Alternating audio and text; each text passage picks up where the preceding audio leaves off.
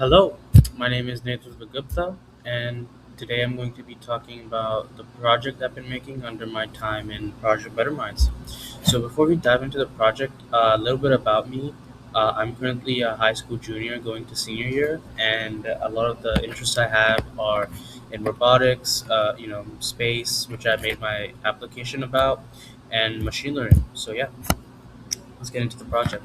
So, the idea behind this project is that in the future we're going to be launching a lot more satellites into the Martian orbit.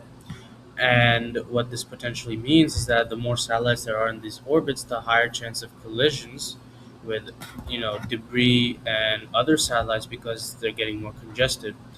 That's a big problem, and the other big problem is that we hold full control towards how these satellites, go in the orbit, work around the orbit. And the problem is that there is a certain time frame in the Martian orbit where you cannot access the satellites about 4 to 24 minutes. And the problem with that is if let's say there's an emergency, then we have no potential action we can do which can help save the satellites. So this is basically the live engine 3D model we made, which is basically revolving around the idea of fixing this. So instead of using actual human input, we're training AI models through the use of these satellites. So these satellites have their own AI model, and these red little things are debris. So we're basically sending them into a 3D engine, which is simulating a Martian orbit, and trying to see how well these AI does. So that is basically it, and let's get into the application.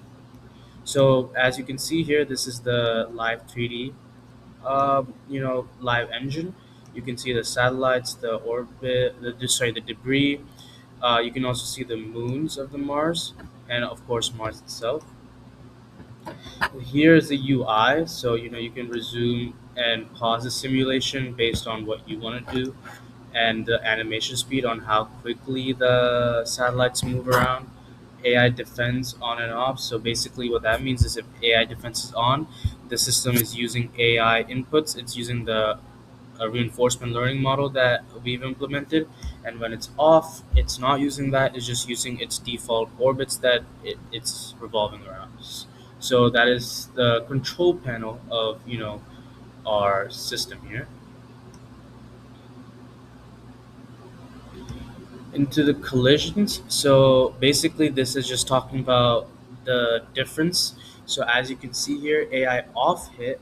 So when AI is not being implemented, we got roughly 7 hits in total, with 11 hits happening around a minute. So it's averaging around 11 hits. But when AI is on, so when our machine learning model is working, we have no hits. So our collision reduction is actually 100%. This is really, really good. That means that our AI model is working very well, and we are not having any collision, as if in here we are having a lot of collisions. This is a live collision and invasion log, so it just talks about how, where, and when the satellite collided, and it just talks about which satellite and what we could. It's a good tool to use to understand what where we could use it, like where it went wrong.